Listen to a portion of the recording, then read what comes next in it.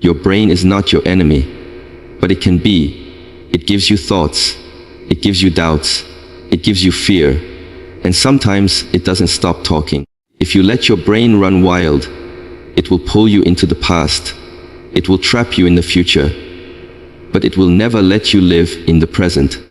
Awareness breaks the illusion of thoughts. Most people live their entire lives without realizing this simple truth, that the thoughts in their head are not always real, not always accurate, not always worthy of trust. The mind has a way of creating illusions, of turning possibilities into fears, of stretching small worries into endless burdens. When you begin to watch these thoughts instead of drowning in them, you suddenly discover a distance between who you are and what your brain produces. Awareness is the light that reveals this distance. Without awareness, every thought feels like reality, but with awareness, you begin to see that thoughts are nothing more than movements of the mind, patterns of energy that appear and disappear, just like clouds floating in the sky. You cannot control the clouds, but you can step back and observe them, knowing they will pass. This is why awareness is the first step to controlling the brain. The moment you notice a thought is the moment you weaken its power. A negative thought, when unnoticed, grows into a storm that shapes emotions, behaviors, and decisions. But a negative thought observed is already losing its grip, because you are no longer inside it, you are standing outside it, watching. This distance gives you freedom. Freedom to choose whether to believe the thought or let it pass. Freedom to respond rather than react. Many people think control means force, but true control begins with awareness, not with fighting. You cannot fight thoughts directly, because resistance often makes them stronger. But you can learn to see them clearly, and when you see them clearly, they lose their ability to control you. Awareness also brings you into the present moment. The brain loves to pull you into the past, replaying mistakes, regrets, and what-ifs. It also loves to drag you into the future, creating endless scenarios of fear, doubt, and anxiety. But the present moment is usually simple, calm, and manageable. Awareness is the bridge that brings you back here, to this very breath, to this very second. In this place, your thoughts lose their chaos. They still come, but they come as whispers, not storms. This is where control is born, not by silencing the mind completely, but by choosing not to be lost in its illusions. To cultivate awareness, you must slow down. Notice your breathing, notice the sensations in your body. Notice the way your thoughts rise and fall. When a thought appears, don't chase it, don't resist it, just acknowledge it, almost like greeting a visitor at the door. When you do this again and again, you start to see the patterns of your mind. You see which thoughts come back often, which ones are triggered by fear, which ones are fueled by insecurity, and which ones are simply echoes of old memories. With awareness, you become the observer of your mind, instead of being a prisoner inside it. Over time, this practice transforms your relationship with your brain. Instead of being dragged by every impulse, you become calm, steady, and clear. You no longer mistake every thought for truth. You understand that some thoughts are useful, guiding you toward action and growth, while others are nothing but illusions created by fear and habit. Awareness gives you the power to choose which thoughts to feed and which ones to release. It is like standing in a room filled with voices and deciding which voice you want to listen to, instead of being overwhelmed by all of them at once. This choice is the foundation of real control. Discipline trains the brain to obey. The mind is like an untamed horse, strong and full of energy, but without direction it runs wildly, dragging you wherever it pleases. Discipline is the reins you place on that horse, not to destroy its strength, but to guide it, to make its power serve you rather than control you. Many people think the brain should naturally do what they want, but in reality the brain only follows habits, and habits are built by discipline. If you let the brain wander, it will chase distractions, feed on laziness, and avoid discomfort. But when you impose discipline, You slowly reshape its pathways, teaching it to focus, to resist impulses, and to work for you instead of against you. Discipline begins with small choices. Waking up when you said you would, putting your phone aside when you promised yourself focus, finishing a task even when your brain tells you to quit. Each time you follow through, you send a message to your brain, I am in charge, not you. Over time, the brain learns this lesson. It becomes easier to direct it, easier to silence its excuses, easier to turn attention toward what truly matters. Without discipline, the brain lives in comfort zones, and comfort zones are prisons. They seem safe, but they keep you from growing, they weaken your mental muscles, and they trap you in cycles of procrastination and regret. Discipline, though difficult at first, builds strength. Every time you choose discipline, you carve a new path in your brain, one that favors resilience, focus, and control. It is important to understand that discipline is not punishment.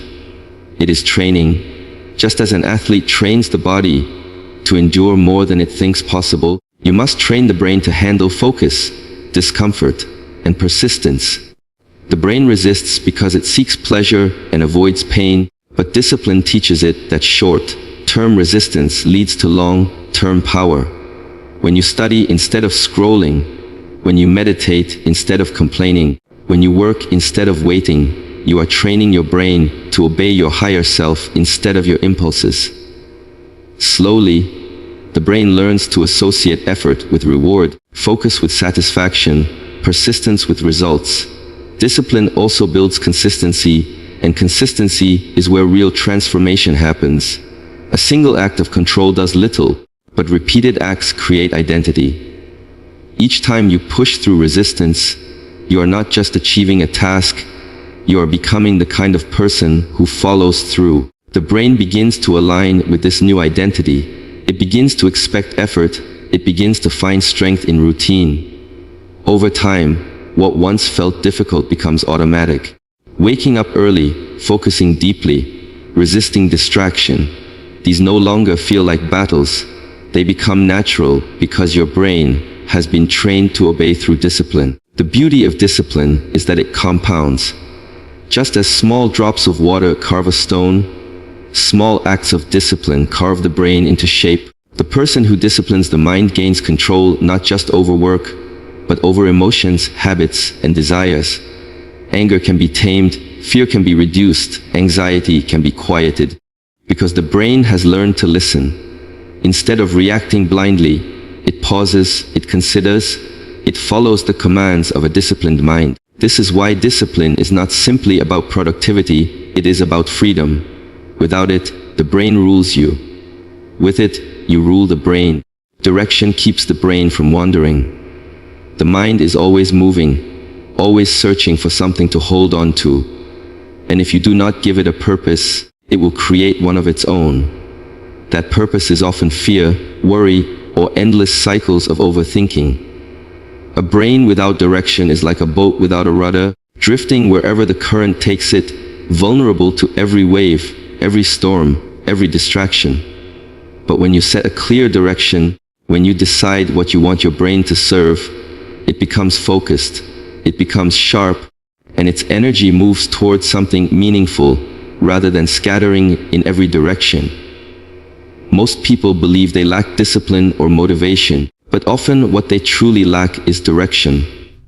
Without a clear goal, the brain will chase whatever feels urgent in the moment, wasting energy on temporary pleasures and small worries. Direction acts like a compass, reminding the brain of where it should go, filtering out distractions, and organizing its power toward a single aim. When you wake up with no plan, your brain fills the empty space with noise. But when you wake up with a mission, your brain aligns itself with it, making it easier to resist impulses and easier to stay focused. A brain with direction is not easily shaken because it has something higher to serve. Direction also gives meaning to struggle. The mind naturally resists effort and seeks comfort. But when you have a clear purpose, discomfort transforms into progress. Pain becomes part of the journey instead of something to avoid. For example, Waking up early feels like suffering without direction, but with direction it feels like commitment. Studying feels like a burden without direction, but with direction it feels like preparation. The brain needs this clarity, otherwise it interprets effort as pointless and drags you back into laziness. When you remind your brain of why you are doing something, you give it a reason to endure, and endurance is the foundation of mastery. A wandering brain is also more vulnerable to negative emotions. Without direction, the brain invents problems that do not exist, magnifies insecurities, and imagines failures that have not happened. But with direction, the same brain becomes a problem solver. Instead of creating endless fears, it searches for solutions. Instead of drowning in doubts, it finds strategies to keep moving forward. This is the power of having a mission.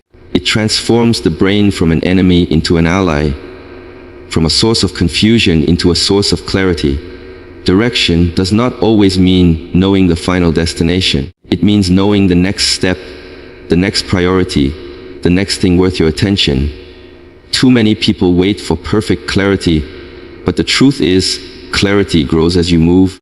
The brain becomes sharper when you give it a path to walk on, even if the path is not fully visible. Each step you take in a chosen direction strengthens your mental focus and reduces the space for distractions to creep in. The brain likes movement, and when that movement is guided, it produces momentum. To control the brain through direction, you must be intentional about what you feed it. Every piece of information, every conversation, every environment is fuel for your mind. Without direction, your brain consumes anything, even what weakens you. But with direction, you choose what to let in, you select what supports your purpose, and you ignore what does not. This constant filtering sharpens focus and prevents wandering. The more your brain is reminded of where it must go, the less it strays into meaningless thoughts. Your brain is a tool, not your master. Too often people live as if their brain is the ruler, giving commands, setting limits, and shaping their reality without question. They believe every thought, obey every impulse, and surrender to every emotion, as if the brain were in control of them. But the truth is the brain was never meant to be the master. It was designed to serve you, to help you navigate life, to process information, and to support your decisions. The moment you forget this, you hand over your freedom. The moment you remember this, you reclaim your power. The brain produces thoughts endlessly, but thoughts are not laws, they are suggestions. The brain says stop when it feels discomfort, but that does not mean you must stop. The brain says fear when facing the unknown, but that does not mean danger is present. The brain says give up when effort feels heavy, but that does not mean you are finished. If you see the brain as the master, you will obey these suggestions blindly. But if you see the brain as your tool, you will use those signals as information, nothing more, and decide consciously what to do next. This separation is the beginning of real control. Think of a hammer. A hammer in your hand can build a house or destroy one, but it never decides on its own what to do. The same is true of your brain. It is powerful, but it depends on how you use it. When you believe your brain controls you, every fearful thought feels like truth. Every doubt feels like certainty. Every distraction feels irresistible. But when you place yourself above the brain, when you become the master, you start to direct that power toward building rather than breaking. The brain is full of habits collected from the past, patterns shaped by experience, environment, and repetition. If you do not guide it, it repeats those patterns without questioning. It may cling to negativity, replay painful memories, or exaggerate failures because that is what it has learned. But as its master, you can decide what new patterns to create. You can teach it to focus on gratitude, to imagine solutions, to practice resilience. The brain resists at first, but like any tool, the more you use it for a specific purpose, the sharper it becomes in serving that purpose. Many people confuse intelligence with mastery, but they are not the same. You can have a brilliant brain that constantly generates ideas and yet still be controlled by it. True mastery is not about how many thoughts your brain can create, but about how well you can direct and select those thoughts. A sharp knife is dangerous in untrained hands, but in the hands of a skilled chef, it creates beauty. The brain works the same way. Left to itself, it cuts randomly, but when guided by awareness and discipline, it becomes a precise instrument. When you realize the brain is your tool, you stop arguing with it. You no longer panic when it sends negative thoughts. You no longer obey when it screams for comfort. You no longer collapse when it whispers doubts. Instead, you acknowledge the signal, thank the brain for doing its job, and then make your own decision as the master. This shift is subtle but powerful. It transforms your relationship with yourself. You stop being dragged by impulses and start using the brain as support for your higher will. Thoughts are clouds. Let them pass. The brain creates thoughts the way the sky creates clouds, naturally, continuously, without end. Some clouds are light and soft, drifting without notice, while others are heavy and dark, covering everything in their path. In the same way, some thoughts pass through gently, while others overwhelm the mind and demand attention. The mistake most people make is believing they must chase every thought, analyze every detail, or fight against the storm. But the truth is you are not the thoughts, you are the sky that holds them. They appear and disappear, but the sky remains untouched. When you learn to see thoughts this way, you stop being controlled by them. You let them come, you let them go, and in this simple act of letting pass, you gain peace. The brain never stops producing thoughts. From the moment you wake up until you fall asleep, it generates stories, memories, worries, and endless what-ifs. If you identify with all of them, you become restless, anxious, and exhausted. But if you treat them like clouds, you no longer need to hold on. A negative thought may appear, telling you that you are not enough, that failure is near, that others are judging you. Instead of arguing or proving it wrong, you simply watch it pass, knowing it is only temporary. Like a storm cloud, it cannot stay forever. The more you practice this, the more you realize how many of your thoughts are illusions, not truths. This perspective gives you freedom. Imagine sitting under a sky filled with clouds. You would not try to catch them. You would not fear that one cloud defines the sky. You would simply wait and watch. The same applies to your mind. Every thought that comes is just passing through. When you do not attach to it, it loses power. The brain feeds on your attention. When you believe a thought, when you argue with it, when you fear it, you give it energy to grow stronger. But when you see it and let it drift away, it dissolves. This is the natural way of the mind. Learning to let thoughts pass does not mean ignoring them completely. It means recognizing their nature.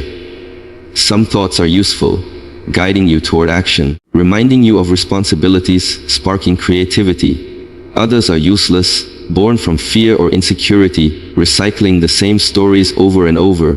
With awareness, you learn to see the difference. You do not need to fight the useless ones. You only need to refuse to hold on. In doing so, you create space for clarity. The fewer clouds you cling to, the more open the sky becomes. This practice requires patience. At first, the mind feels chaotic, thoughts appear one after another, and it seems impossible not to react. But with time, you begin to notice a gap between thoughts and your awareness of them. That gap is where freedom exists. Instead of immediately reacting, you pause, you observe, and you choose. The cloud may still be there, but you are no longer lost inside it. You stand apart, watching as it floats across the horizon of your mind. This distance changes everything. Over time, letting thoughts pass becomes natural. The storms of the mind still come, but they no longer shake you. You know that every thought has a beginning and an end, just like every cloud. You know that no matter how dark the sky looks, light always returns once the clouds move on. In this way, you begin to trust the rhythm of your mind. Thoughts will rise, thoughts will fade, and through it all, you remain the open sky, vast and unshaken. Control begins the moment you stop being a slave to the mind. For most people, the brain acts like a master, issuing constant commands that are followed without question. It says worry, and they worry. It says quit, and they quit. It says you are not enough, and they believe it instantly. This automatic obedience is slavery, because it removes choice, it removes freedom, it removes the ability to live with clarity. The turning point comes when you recognize that you are not your thoughts. You are the one who notices them, the one who has the power to choose whether to obey or not. The moment you stop blindly following, the moment you pause and decide consciously, that is when control begins. The brain is skilled at convincing you it is in charge. It produces emotions so strong that you mistake them for reality. It produces doubts so loud that you forget your own strength. It produces fears so vivid that you feel trapped before anything even happens. But every time you step back and watch, you weaken this illusion. You see that fear is only a signal, not a truth. You see that doubt is only a voice, not a destiny. You see that worry is only imagination, not certainty. This shift from obedience to observation is the key that unlocks control. When you live as a slave to the mind, you react instead of responding. A small problem appears, and the brain magnifies it into disaster. An uncomfortable feeling arises, and the brain screams for escape. In these moments, without awareness, you move impulsively, making choices that serve the brain's fear but harm your deeper self. Control begins when you interrupt this cycle. You feel the impulse, but you do not move immediately. You wait, you breathe, you ask yourself if this is the action you truly want to take. That small pause, that decision to lead instead of obey, is where power starts to grow. Control does not mean silencing the brain forever. Thoughts and emotions will always appear. What changes is your relationship to them. Instead of being dragged, you begin to guide. Instead of being consumed, you begin to direct. The brain may shout with resistance, but you remain calm, choosing the higher path. Each time you do this, you strengthen the part of you that leads, and you weaken the part of the brain that dominates. Slowly, the balance shifts. The brain becomes a servant, still active, still useful, but no longer ruling over you. This process requires practice, because the brain is stubborn. It is used to controlling your actions, and it will resist when you stop obeying. It will try to tempt you with comfort, scare you with fears, or distract you with noise. But every act of conscious choice is training. Every time you resist a negative impulse, you carve a new pathway in your mind. Every time you push forward despite fear, you prove to yourself that you are stronger than your thoughts. Over time, this training becomes your new nature. You stop reacting blindly, you start acting with intention. The freedom that comes with control is profound. You no longer feel like a victim of your moods or circumstances, because you know the brain does not dictate your reality unless you allow it to. Challenges still come, but you face them with strength. Discomfort still appears, but you endure it with calm. Fear still arises, but you move forward anyway. Each moment like this reinforces the truth: you are the master. The brain is the tool, and control belongs to you the instant you stop living as its slave. Control of the brain is not about force, it is about awareness, discipline, direction, and mastery. When you see thoughts for what they are, when you train the mind to obey, when you give it purpose instead of letting it wander, you begin to step into your true power.